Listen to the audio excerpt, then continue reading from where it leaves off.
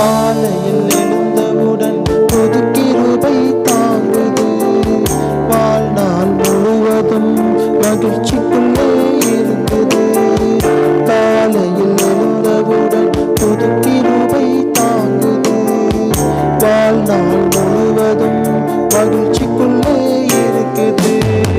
நிர்மூலமாகாமலே